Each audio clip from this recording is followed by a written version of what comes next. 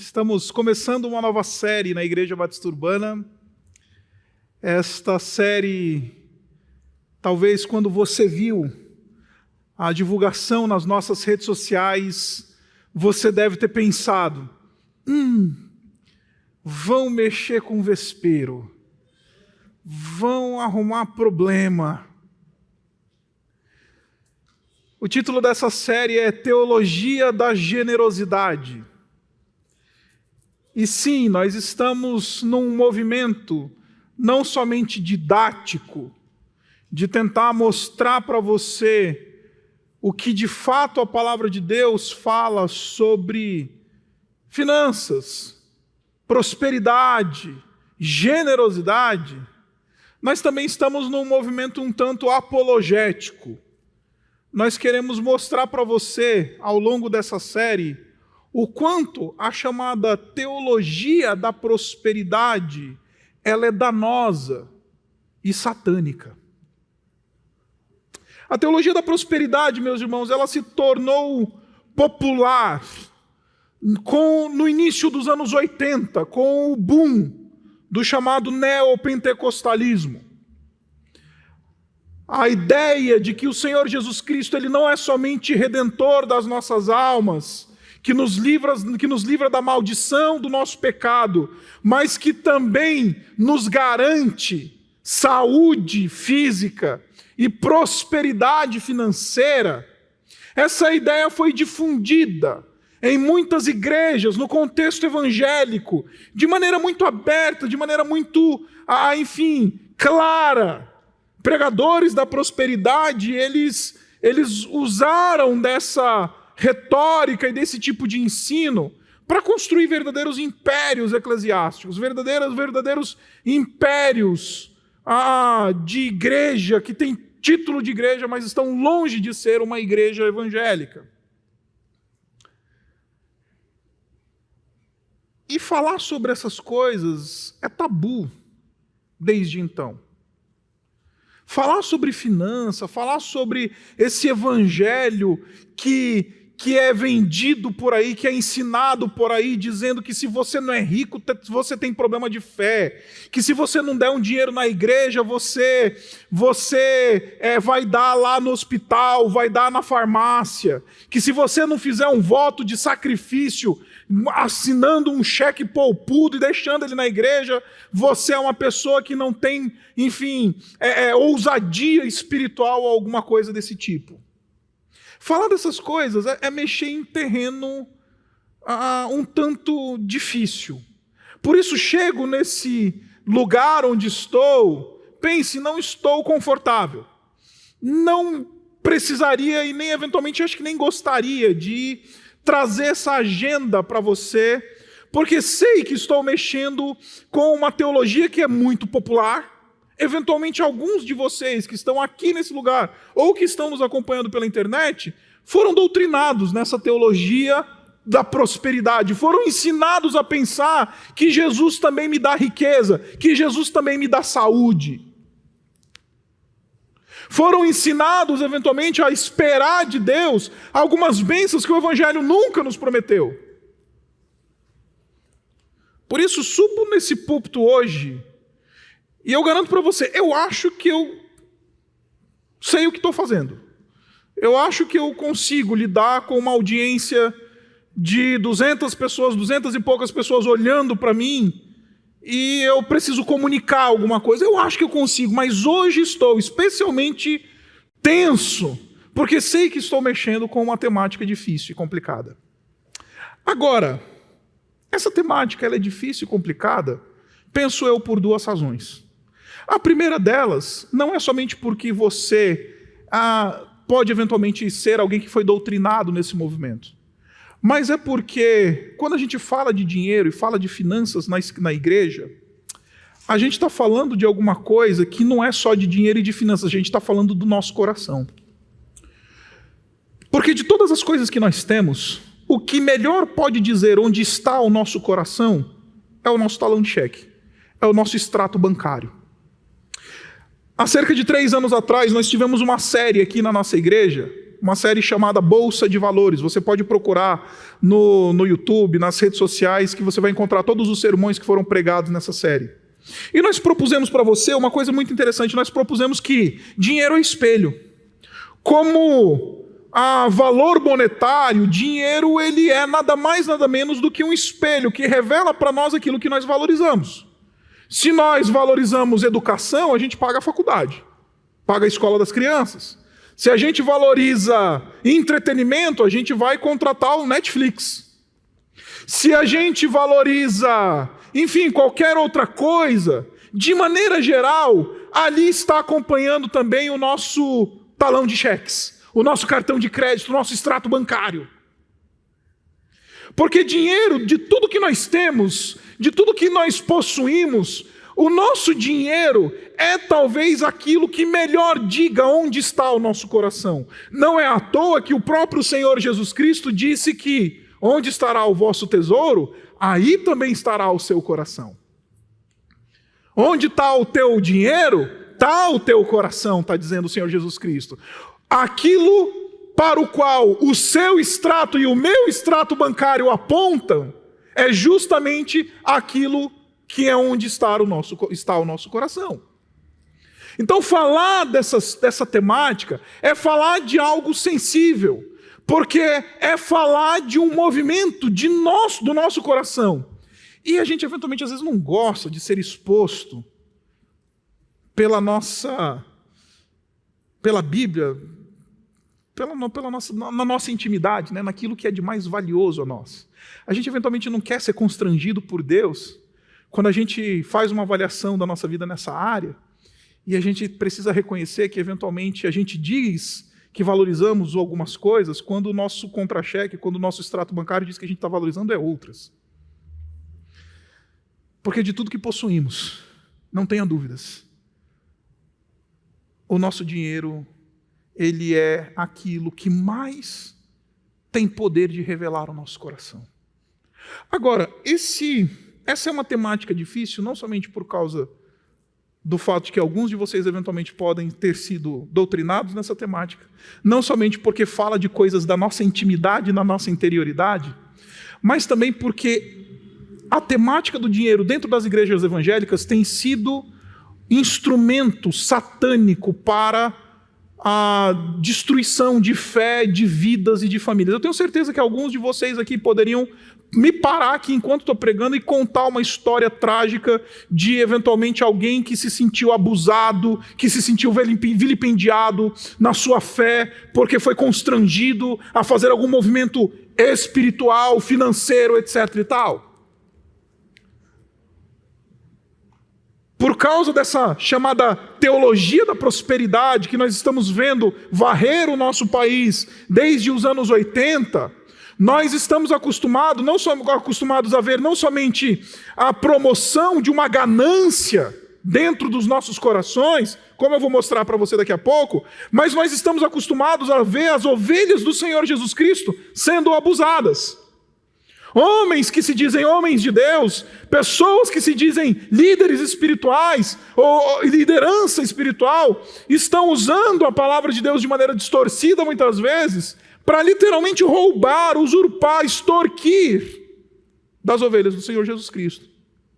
Por isso, essa é uma temática sensível, essa é uma temática difícil, porque vamos lidar com ideias que eventualmente a gente abraçou como se fosse verdade, porque nós vamos lidar com coisas que falam claramente sobre a nossa interioridade e o nosso coração, e porque a gente eventualmente está lidando com feridas da nossa alma. A gente eventualmente está lidando com memórias que nós já temos do passado, de outros lugares onde já nós passamos, e nós fomos eventualmente vilipendiados por alguma liderança espiritual, abusados. E eu estou vendo aqui algumas cabeças concordando, porque eu sei disso. Isso é mais comum do que a gente pensa. Agora, para que a gente possa entender isso que nós estamos propondo para você, a gente precisa mostrar, eu preciso mostrar para você qual que é a lógica da chamada teologia da prosperidade. E a teologia da prosperidade, ela nada mais, nada menos faz do que explorar e promover um movimento de ganância dos nossos corações. Visto que ninguém quer ser pobre, visto que eu tenho certeza que nenhum de nós aqui acorda de manhã cedo na segunda-feira e fala assim: vou ser miseravelmente infeliz, vou ser mal sucedido, não vou ter nenhum tipo de recurso para sustentar minha família, quero ser pobre, miserável, lascado, desgraçado. Não, ninguém é assim. É legítimo, inclusive, buscar uma boa condição financeira, é legítimo, inclusive, querer que nossos filhos sejam educados em boas escolas, é legítimo buscar, enfim, ter uma boa profissão, ter uma boa formação, galgar uma eventual posição de destaque na empresa onde trabalhamos e etc. É legítimo, essas coisas todas são legítimas. Agora, o problema é que a teologia da prosperidade explora um movimento no nosso coração natural de colocar a nossa segurança nas coisas que nós temos, materiais. Então, já que você quer um carro melhor, vem cá e faz uma oferta de sacrifício no altar. Porque se você dá 100 na igreja, Deus te devolve 1.000. Se você dá 1.000 na igreja, Deus te devolve 10.000. Se você dá 10.000 na igreja, Deus te devolve 100.000. Se você dá 100.000 na igreja, então Deus vai te devolver a casa no Alphaville.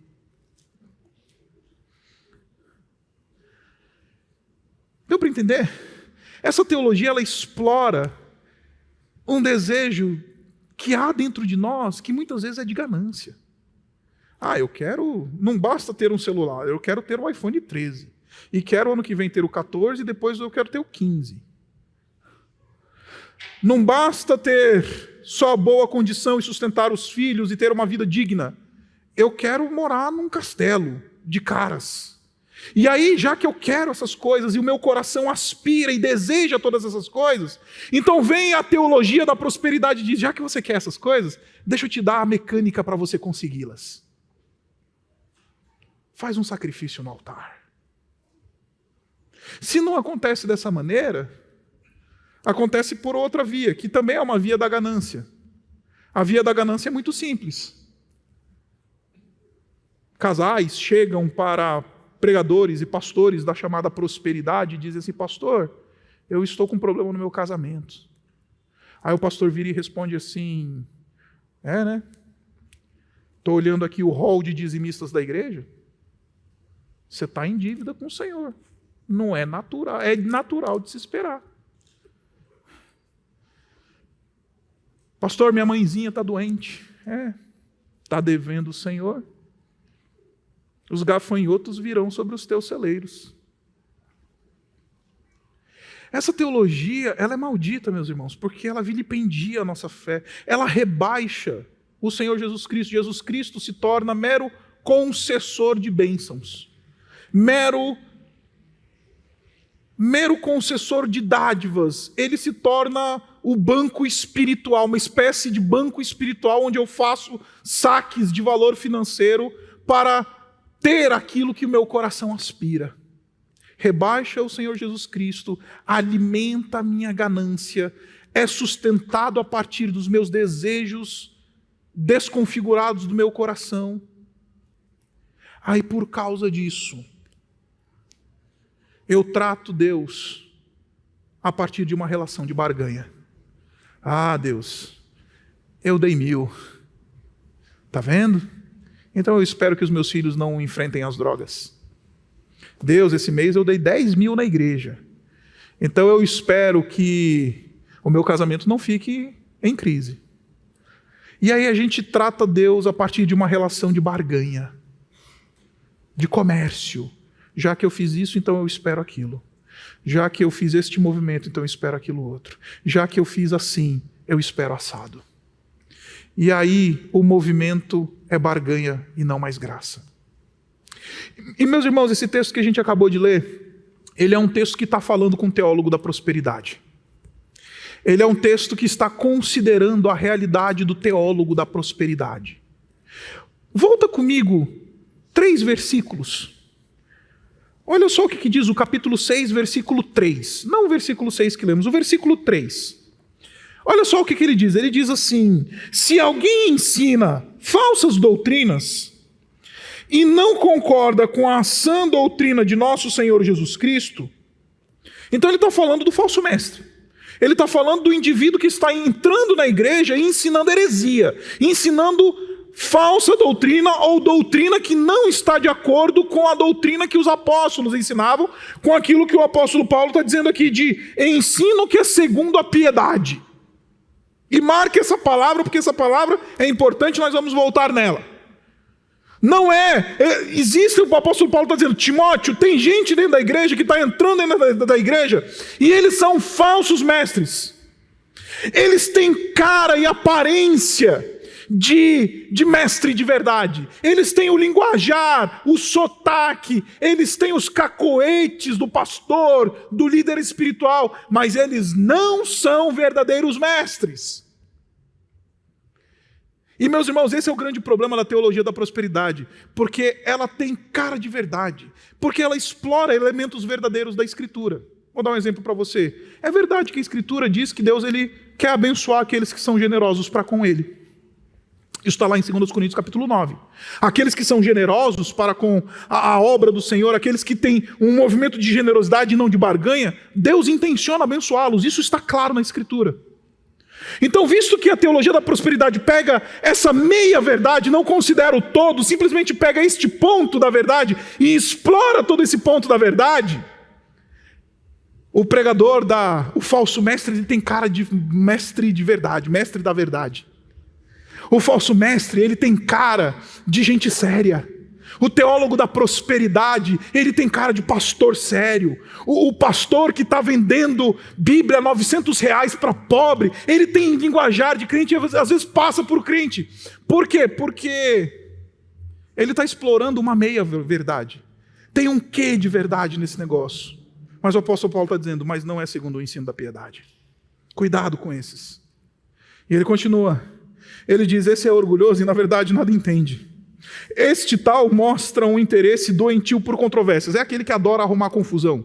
Beligerante nas redes sociais, fica discutindo, calvinismo, arminianismo, eleição, livre-arbítrio, pastor. Conhece esse? Pois é. Eles adoram aquilo que resulta em inveja, brigas, difamações, suspeitas malignas. E aí ele termina o versículo 5 dizendo o seguinte: os quais pensam que a piedade é fonte de lucro. Em outras palavras, ele está dizendo o seguinte: esses indivíduos encaram o culto. A expressão grega traduzida por piedade aqui é uma expressão que comunica aquilo que diz respeito à vida cultica. A participar de culto, a viver com uma membresia numa igreja, é ser alguém que está envolvido com a prática das boas obras, alguém que pratica a vida religiosa. E ele está dizendo, esses pregadores, esses falsos mestres, esses indivíduos, eles olham para isso daqui. Culto, igreja, pequeno grupo, louvor, pregação, todas essas coisas, e eles vêm e encaram essas coisas como fonte de lucro. Piedade aqui é exercício religioso. Eles encaram o exercício religioso como fonte de lucro. E meus irmãos, deixa eu falar uma coisa para vocês. Igreja é um excelente negócio. Igreja é um excelente negócio. Dá para ganhar muito dinheiro de maneira espúria abrindo uma igreja, não tenha dúvidas disso. Igreja é um excelente negócio. Então abrir uma startup para vender alguma coisa, pagar imposto, não vou nada. Eu vou abrir uma igreja, nem imposto eu pago, o Estado não se mete aqui. Igreja é um excelente negócio. Esses olham para a igreja de Cristo. Esses olham para o movimento cultico. Esses olham para a vida religiosa. Esses olham para a espiritualidade. E eles falam, dá para usar isso como fonte de lucro. E aí o apóstolo Paulo ele faz uma brincadeira. E ele diz no versículo 6, de fato, a piedade, viver na presença de Deus, ser uma pessoa correta, íntegra, reta, que louva ao Senhor, de fato isso é piedade. Mas deixa eu falar, não é só isso que é piedade, ele diz, é piedade com contentamento. E a partir de então, o apóstolo Paulo vai fazer uma série de alertas sobre o amor ao dinheiro. O versículo 10 diz assim, é um texto que a gente adora usar na nossa família quando alguém está devendo a gente. Versículo 10 diz assim, pois o amor ao dinheiro é a raiz de todos os males. Basta o nosso cunhado não pagar a gente daquela grana que a gente emprestou para ele, a gente fala, avarento, desgraçado. Tá vendo? Amor ao dinheiro, raiz de todos os males. Basta a sogra não pagar aquele dinheiro que está devendo. Basta alguém, aquele amigo. A gente fala, tá vendo? Amor ao dinheiro, a raiz é a raiz de todos os males. Não é isso que o apóstolo Paulo está falando. Ele não está dando licença para a gente xingar aqueles que nos devem algum valor financeiro. O apóstolo Paulo está querendo nos advertir sobre os perigos do amor ao dinheiro. E ele está dizendo uma coisa muito simples, ele está dizendo o seguinte, quem ama o dinheiro não descobriu a beleza de viver uma vida de contentamento. Porque a piedade com contentamento que é a fonte de lucro. E não o amor ao dinheiro que é a fonte de lucro. Porque piedade com contentamento é que é a fonte de lucro. Ser alguém que desfruta de um movimento, de uma operação do Espírito Santo chamado contentamento, satisfação, é fonte de lucro. Sabe quando a gente diz assim, ok, é suficiente. Eu não preciso mais me matar mais 10 horas essa semana de trabalho para fazer 10 horas de banco de horas ou de hora extra. Não, eu posso curtir a minha família. Isso a gente chama de contentamento. Aquele que ama dinheiro, ele vai falar, não, me dá essas 10 horas aí a mais aí que eu vou fazer. Porque quem vive contente sempre está no azul.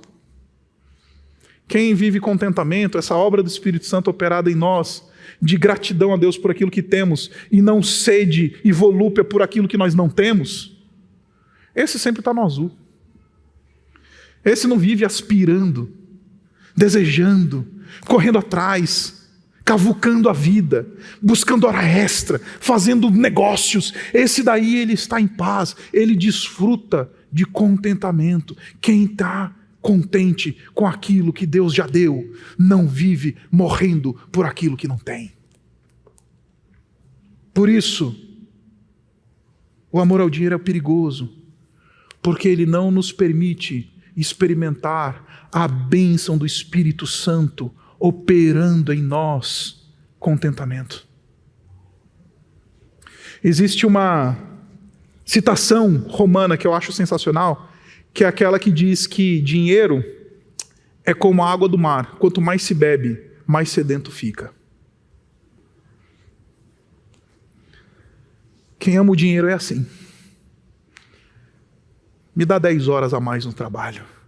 Vou abrir um segundo negócio. Vou abrir outras coisas. Vou correr atrás. Vou desenrolar.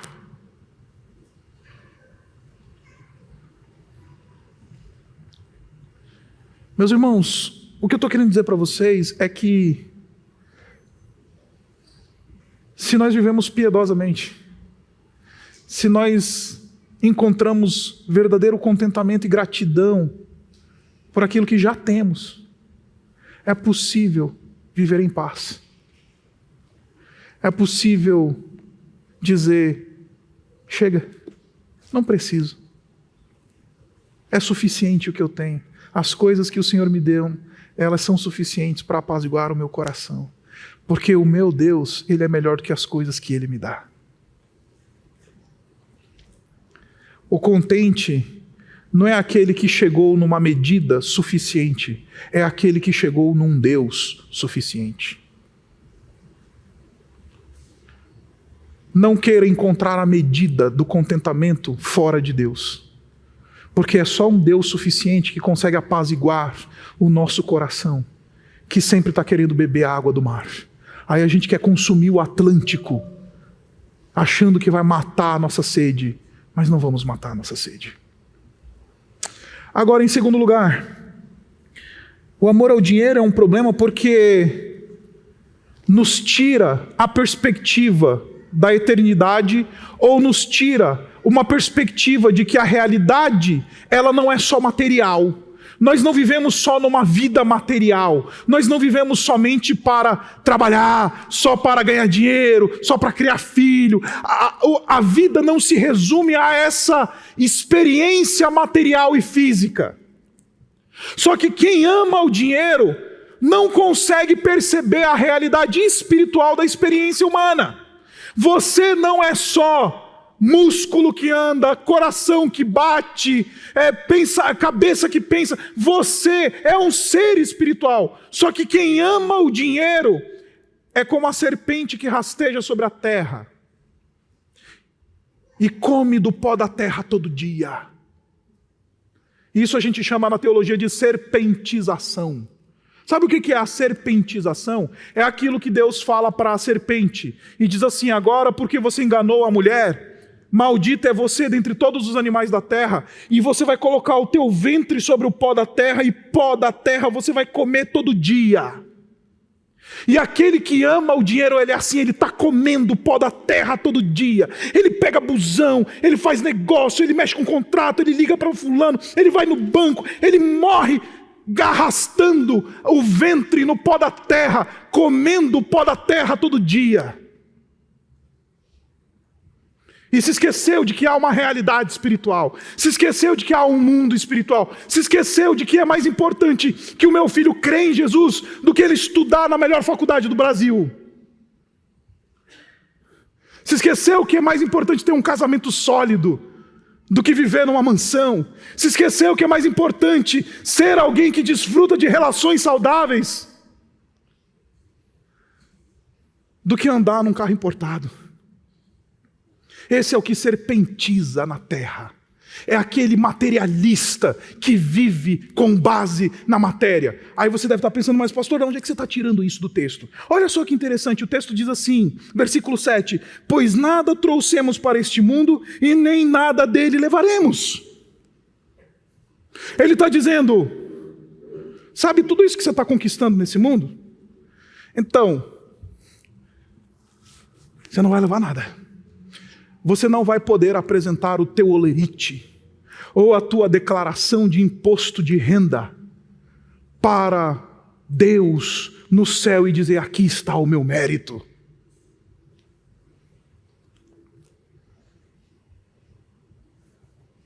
Porque nada trouxemos a esse mundo e nada levaremos dele. Este indivíduo que só tem os olhos na matéria, ele perdeu essa perspectiva de que as coisas dessa terra, a traça consome, a ferrugem corrói. As coisas dessa realidade mundana, e mundana eu uso no sentido técnico do mundo, elas são passageiras e não são perenes, não são eternas. Aí a gente perde a perspectiva da eternidade e vive serpentizando no trabalho, arrastando o umbigo no chão do nosso gerente do banco para ver se ele dá o empréstimo.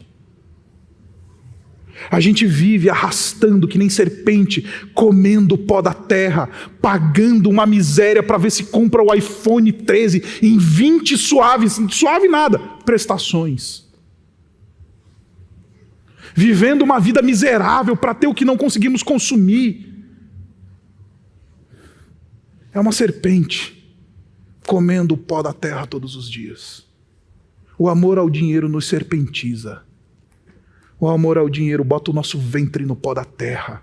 O amor ao dinheiro faz com que a gente viva uma vida miserável. O amor ao dinheiro nos faz esquecer de que nada trazemos para esse mundo e de que nada levaremos dele. Nos faz esquecer de que há uma realidade espiritual. Lucas, no capítulo 12, conta uma história que você certamente conhece, um homem, uma parábola que o Senhor Jesus Cristo conta de um homem que recebeu uma colheita abundante, que ele sequer tinha onde colocar A colheita era tão abundante que ele não tinha mais celeiros para guardar os seus grãos. Aí ele diz: destruirei os meus celeiros e construirei ainda maiores. E colocarei todas essas coisas neles e direi à minha alma: come, bebe, regala-te. Você tem suficiente para viver. Pega leve contigo mesmo. O tempo passa e o tempo voa, mas a poupança Bamerindos continua numa boa. Mas deixa eu te falar, diz Deus para este homem que serpentiza. Ele diz: tolo, nesta noite te pedirão a tua alma. Você serpentizou a vida inteira para construir celeiros maiores. Deixa eu te falar, vão te pedir a tua alma hoje. E o que você tem a dizer sobre isso? Porque a vida é muito mais do que serpentizar sobre a terra. E meus irmãos, uma experiênciazinha de tubo, ela é suficiente para te lembrar essas coisas. Além de eu mesmo ter que fazer a minha autoavaliação, e cheguei para minha esposa, logo depois que saiu, eu falei: uma das coisas que eu aprendi com essa lição, experiência que vivi, de quase morrer por causa desse maldito Covid, eu cheguei para minha esposa e falei: a gente precisa viver uma vida mais simples. Agora, eu aprendi essa lição por causa de uma pessoa, não era nem um irmão, uma pessoa que eu encontrei na UTI. Depois que eu fui transferido para uma ala de reabilitação, já estava fora de perigo, já não tinha mais nenhum tipo de, apoio de oxigênio, nada mais, já tinha saído do perigo, já estava em processo de reabilitação, fui levado para uma outra área ala dentro do hospital. E encontrei um homem de 63 anos de idade, um engenheiro, um homem que tinha construído uma carreira grande, riquíssimo. E aí eu fiquei perto dele porque a gente fazia as nossas sessões de fisioterapia próxima. O meu fisioterapeuta era o fisioterapeuta desse senhor. E então a vira e mexe a gente se encontrava ali por alguns minutos e trocava algumas figurinhas ali nas sessões de fisioterapia. E esse senhor virou para mim e falou um negócio que eu não vou esquecer. Ele virou para mim e falou assim: pastor, que eu já tinha me apresentado como pastor para ele. Ele falou assim: pastor, para mim, esse leito aqui é Deus. Aí eu não entendi muito o que ele quis dizer. Eu falei: mas por que você está me dizendo isso? Ele falou: pastor, porque aqui nesse leito, o meu dinheiro não conta. Aqui nesse leito, a minha carreira não conta. Aqui nesse leito, o que construí na vida não conta. Aqui nesse leito sou eu e Deus.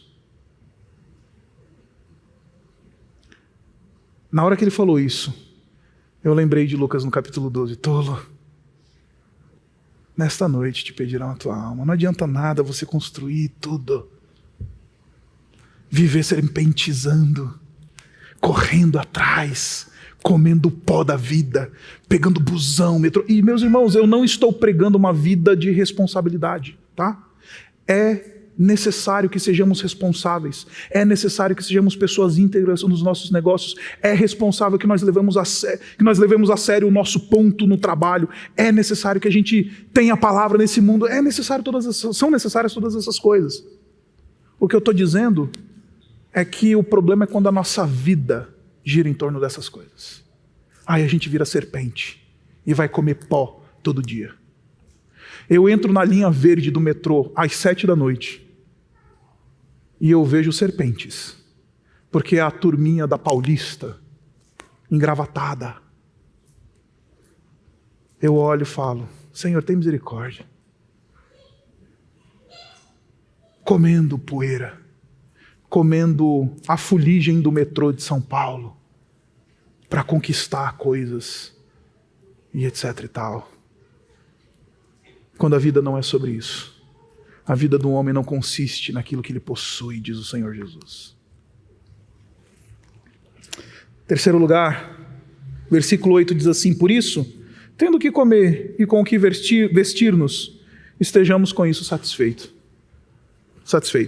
O apóstolo Paulo está falando que quem ama o dinheiro não somente perde a beleza da vida de contentamento, e vive uma vida de serpentização, mas quem ama o dinheiro não consegue desfrutar das coisas simples da vida. Tendo que comer, tendo que vestir, estejamos satisfeitos. O apóstolo Paulo não está pregando uma vida de mediocridade, ele está dizendo que o simples é que de fato nos preenche. Chesterton tem uma fala que eu acho sensacional. Chesterton é um teólogo, filósofo, inglês, que ele diz o seguinte: não tem nada mais extraordinário no mundo do que um homem, sua esposa e seus filhos ao redor da mesa fazendo uma refeição. Não tem nada mais extraordinário do que isso. A gente quer passar férias em Londres. Eu estava querendo convencer minha esposa a ver se dava para a gente fazer umas economias para eu assistir um jogo lá na Copa, nos Emirados Árabes. A gente quer ir para a Copa, gente. A gente quer, sabe, esquiar em Aspen. Quando não tem nada mais espetacular nesta vida do que um marido, sua esposa e seus filhos ao redor da mesa, tendo que comer, tendo que vestir.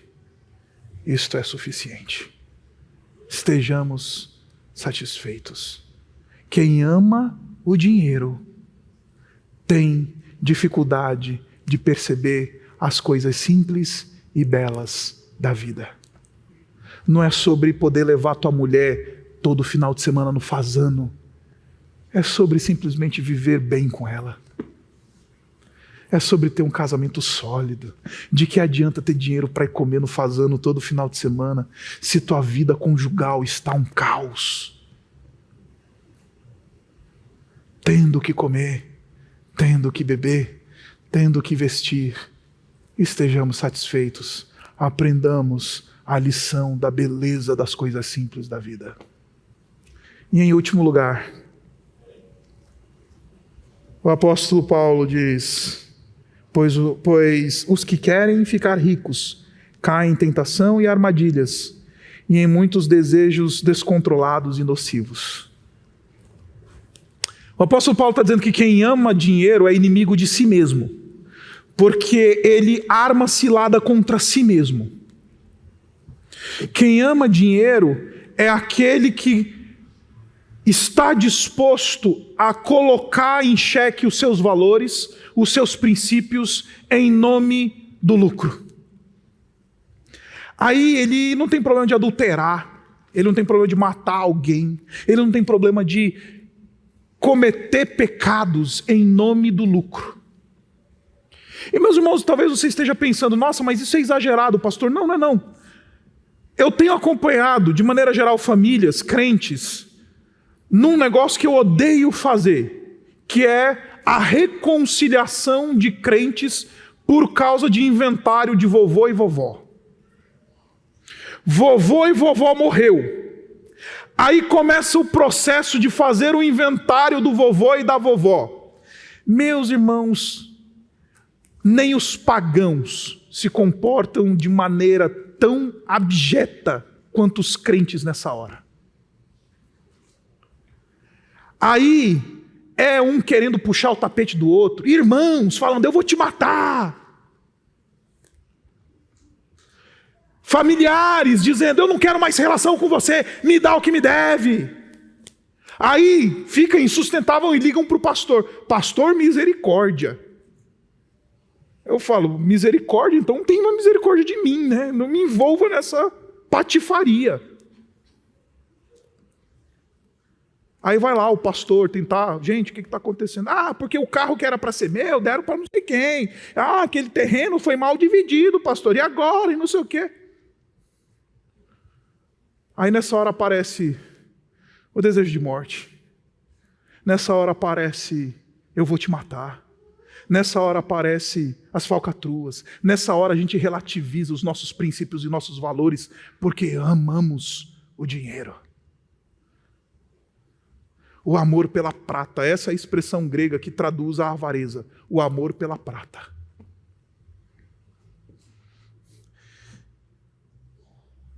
Aí por causa do amor ao dinheiro, a gente faz uma notinha diferente. Por causa do amor ao dinheiro, o imposto de renda vai umas vírgulas diferentes. Aí por causa do amor ao dinheiro, a gente diz, não, é pelo bem do meu filho, pelo bem da universidade do meu filho, pela escola do meu filho, a gente faz um negócio assim, assado, relativiza os nossos valores, e o texto está dizendo para a gente que isso é mergulhar na ruína e na destruição. E meus irmãos, isso pega, viu, para a gente. Eu não sei se eu devia falar isso, eu falei para o pessoal da manhã que eu não ia falar para vocês à noite não, mas eu vou falar. Quando eu era pastor de uma outra igreja, eu tinha lá um valor mensal que a igreja me garantia de reembolso de combustível. Era um dos perks, né, dos meus benefícios por causa da minha contratação como pastor nessa igreja. Então eu tinha lá um valor X mensal que a igreja cobria o meu valor de combustível. E era muito comum, gente, muito comum, eu chegar no posto de gasolina, pedir para o homem encher o tanque, aí eu falava assim, eu preciso de uma nota. Aí o frentista virava para mim, nesse valor mesmo? É nesse valor mesmo que você quer? Não quer diferente não? Aí é nessa hora que a gente fala, estou precisando de 100 conto aqui para fazer um negócio. R$100. Aí R$100 é suficiente para a gente vender a nossa integridade. A gente é tão baratinho. Eu estou falando baratinho para não falar outra coisa, você sabe que o que eu gostaria de falar. A gente é tão baratinho que R$50 a mais faz a gente vender a nossa integridade. Porque a gente ama tanto dinheiro. R$30 é suficiente para a gente vender a nossa integridade e ser inimigo da gente mesmo. E fazer com que a gente arme armadilhas contra a gente mesmo e caia no caminho da ruína e da destruição. Por isso que a teologia da prosperidade, meus irmãos, ela deita e rola no mundo dos crentes. Porque precisamos reconhecer, amamos o dinheiro. Aí quando vem o pastor e diz, você quer mais dinheiro? Dá um dinheiro aqui na igreja, que Deus te devolve em 10 vezes mais. Aí nessa hora a gente vai, dá o dinheiro, dá a chave do carro, dá o cartão de crédito com senha, dá tudo. Porque no final das contas não é um movimento de generosidade, de graça, é um movimento de ganância para ver se a gente arruma mais. Por isso, a generosidade, ela é uma revolução na nossa vida.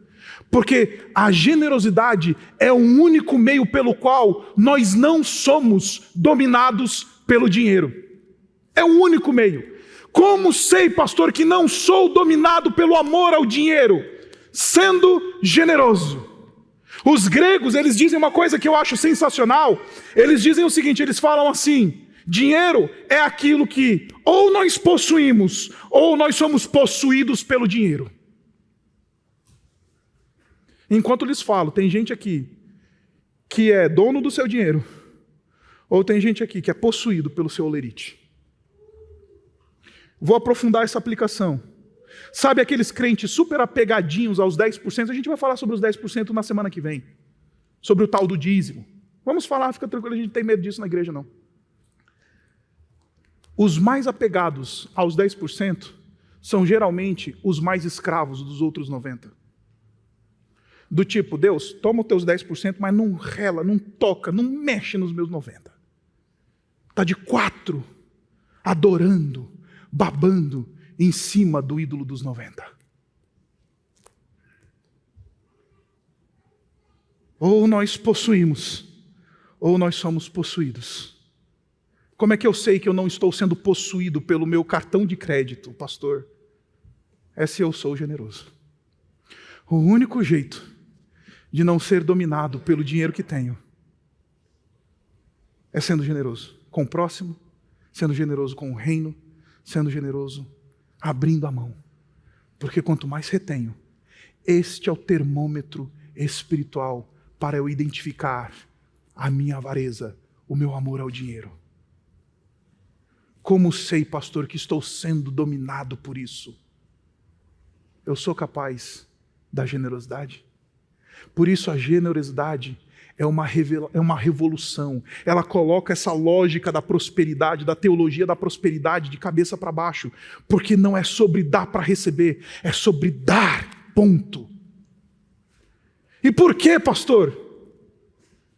Porque o modelo do cristianismo é o de Jesus Cristo, dono do universo, que entregou todas as coisas para que eu e você possamos ser novas criaturas, que entregou tudo, a vida, como a gente vai celebrar daqui a pouco, o seu corpo, o seu sangue, as suas riquezas, abriu mão de tudo que tinha, para que eu e você pudéssemos ser libertos do amor ao dinheiro.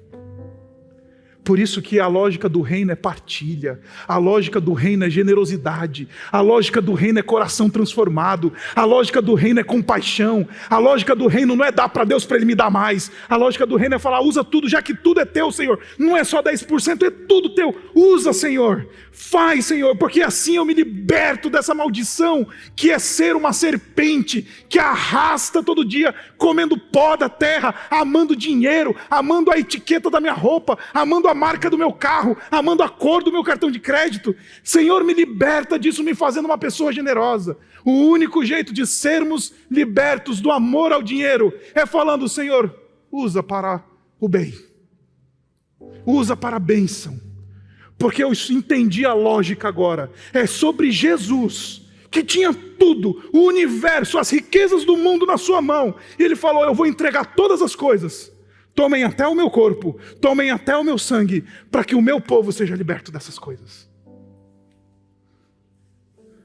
Crente não precisa mais serpentizar. Crente não precisa mais colocar o seu corpo na terra, materialista, porque o Senhor Jesus Cristo já permitiu que o seu corpo fosse colocado na cruz. Aí por causa disso, eu vivo liberdade. Aí por causa disso, eu sou transformado. Aí por causa disso, Deus faz de mim uma pessoa generosa. Por causa disso, eu sou capaz de abençoar. Por causa disso, eu me torno alguém que Deus chama para ser parceiro dele. Ele fala, vamos ser parceiro? Nesse mundo de carências, o que eu estou colocando na tua mão é para que seja instrumento de bênção. Porque não é só 10% que é meu, que está na tua mão, é tudo meu. Eu te dou para o teu sustento, eu te dou para o teu cuidado, eu te dou para a tua vida, mas eu também te dou para que você seja meu parceiro neste mundo caído. A generosidade é uma revolução. A generosidade é um movimento que quebra paradigmas de uma teologia da prosperidade maldita, que faz com que Cristo seja concessor de bênçãos, de uma teologia que faz com que a gente se relacione com Deus com base na barganha. A generosidade vem e chuta tudo isso na lua e diz assim, é sobre ser semelhante com Jesus. É sobre falar, obrigado, Senhor Jesus, pela libertação. Estou tão liberto das coisas que possuo, que posso entregá-las, que posso apoiar uma pessoa, minha empregada, às vezes está difícil a vida dela, uma pessoa, meu jardineiro, eventualmente um prestador de contas, um prestador de serviço, alguém passando alguma necessidade perto de nós, na igreja, abençoando pessoas. Meus irmãos, estamos chegando na época do Natal. E o mundo vai nos ensinar nessa época do Natal a pensar o que eu vou ganhar. No cristianismo, o pensamento é, chegamos no Natal, o que eu posso dar? O cristianismo diz, inverte. Não é sobre o presente que eu vou ganhar. E os nossos filhos estão pedindo, acredite, minha filha, de 8 meses, ela anda no shopping e ela fica querendo pegar as coisas. Não é sobre o que eu vou pegar e ganhar. É sobre como vou dar. Generosidade é uma revolução que destrói todo o paradigma maldito de uma teologia da prosperidade que nos ensina a olhar para Deus com base na barganha. Sejamos como Jesus, que entregou, falou, tudo é teu, Senhor. Usa o que eu tenho para o bem. E assim a minha vida vai ser revolucionada. Baixe sua cabeça. Obrigado, Pai, pela tua palavra. Obrigado pelo teu amor. Obrigado porque Jesus é suficiente e generosidade é uma revolução. Obrigado, porque quando somos generosos é que somos libertos. Obrigado, porque não é sobre o quanto acumulamos, é sobre um Deus bom que coloca nas nossas mãos recursos para que sejamos parceiros dele nesse mundo. Não somente para o nosso sustento, não somente para o nosso cuidado, que é tão abundante, tão generoso, mas também para que possamos abençoar os que precisam. Abençoar, encontrar necessidades, para que possamos ser cooperadores do teu reino, para que possamos ver outros sendo libertos dessa maldição. Por isso, Pai, nos visita essa noite e nos dá, por meio da ceia, essa clara percepção de que o Senhor Jesus Cristo entregou tudo por nós. Entregou o seu corpo, entregou o seu sangue para a nossa libertação. E assim, Pai, não permita que nós sejamos consumidos por aquilo que temos, que armemos armadilhas para a nossa própria vida. Não permita que fechemos os olhos para a beleza das coisas simples dessa vida. Não permita que a gente gaste a nossa juventude, os nossos relacionamentos, o que temos de valioso de fato, em troca de coisas e bens materiais. Não permita que a gente vire serpente, Pai. Nos liberta essa noite. Nos faz generosos. No nome do Senhor Jesus nós oramos. Amém.